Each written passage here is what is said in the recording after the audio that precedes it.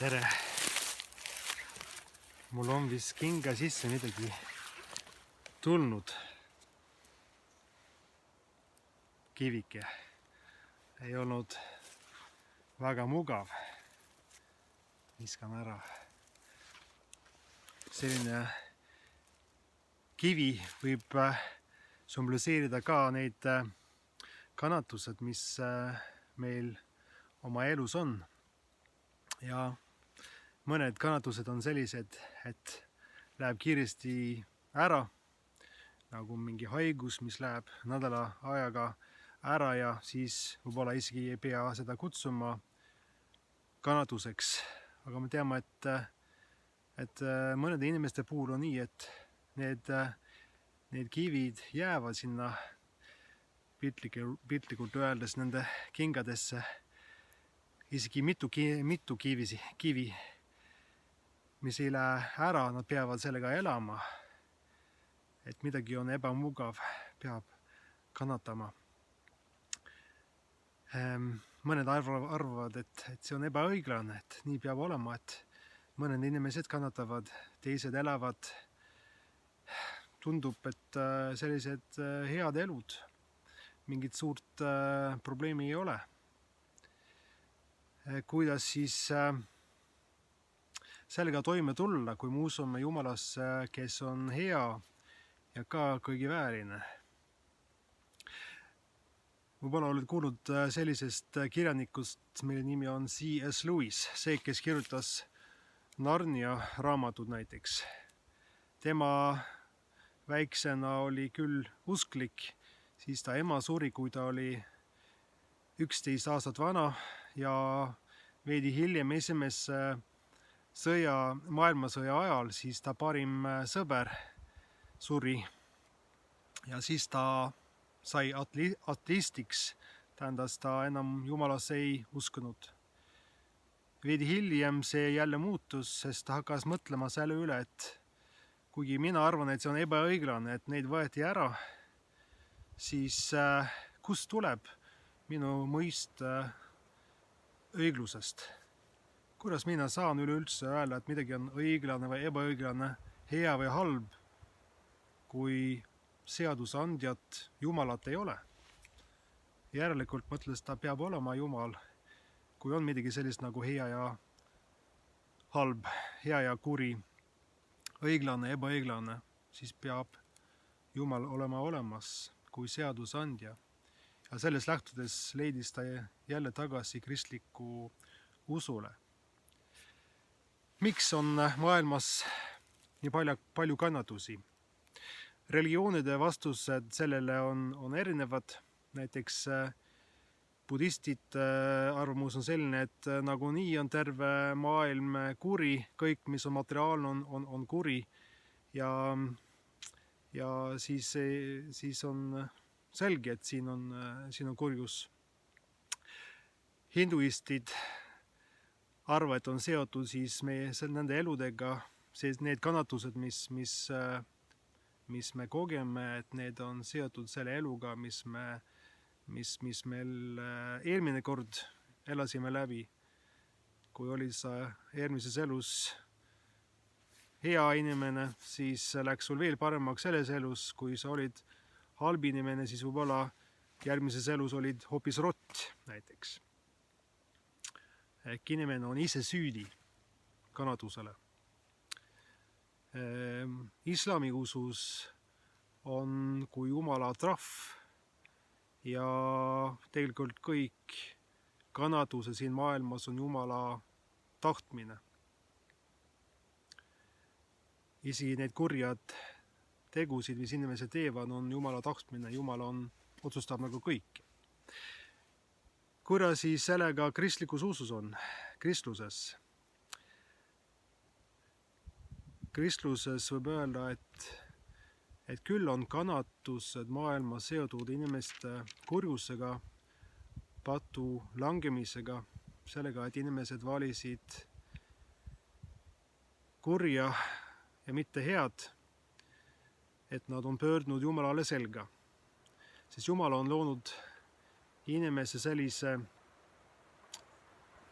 suure suure armastusega, et ta on andnud inimesele vaba tahe. Nii et inimene ise saab valida, ise saab armastada, sest ei saa sundida kedagi sind armastada. Jumal tahaks, et inimesed ise otsustavad vabatahtlikult olla tema omad, olla temale truu, armastada teda. Selles mõttes on kannatused seotud patu langemislooga, aga need kannatused, mis me siin maailmas näeme, nad tabavad ebaõiglaselt. Ei ole nii kristlikus usus, et see, kes palju peab kannatama, tema on palju rohkem suuremaid pattu teinud kui see, kes peab vähe kannatama selles elus.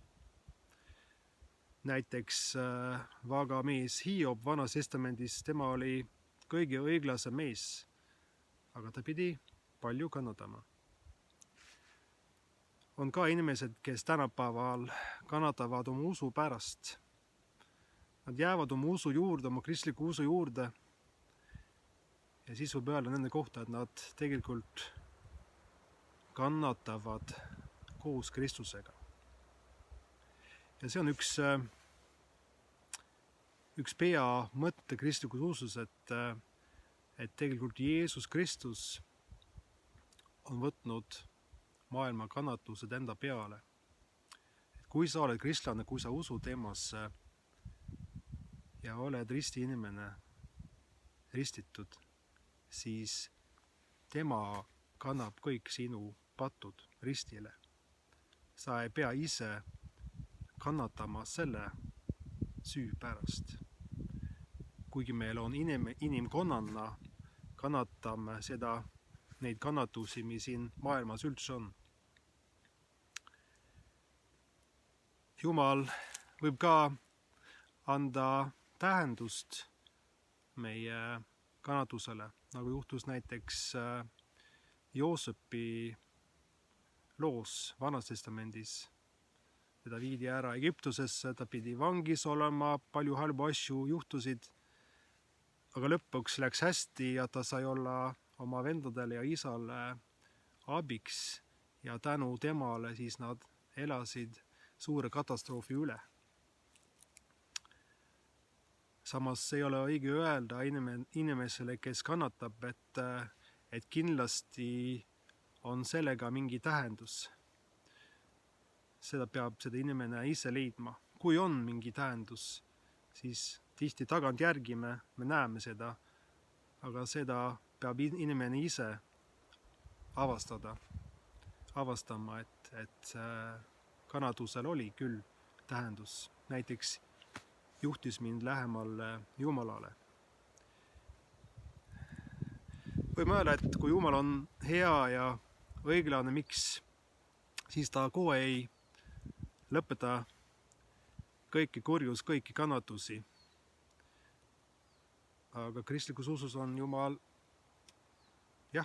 kannatlik inimkonnaga. Ta tahab, et kõik, enne kui tema loob kõiki uuesti, teeb uut taevast ja maad, et kõik inimesed leiavad teed tema juurde, pöörduvad ümber tema poole. Ja üks päev saame kogeda, kui me oleme uuel maal ehk taevariigis, et kõik kannatused on ära lõpetatud. Et kõik on hea. Need mõtted oli võib-olla pigem teoreetilised. Kannatusel on oma praktilised küljed ka. Kui sa oled ise see, kes kannatad, siis otsi Jumalat, otsi tema abi. Ja kui sa oled ise kõrvalistuja, see, kes näeb, et su sõber, pereliige kannatab palju, siis see kannatus annab sulle selline tähendus, et sa saad olla ligimene temale, sa saad olla tema kõrval selles kannatustes koos Kristusega ja sa saad palvetada selle inimese eest või viia teda inimestele, kes saavad palvetada tema eest.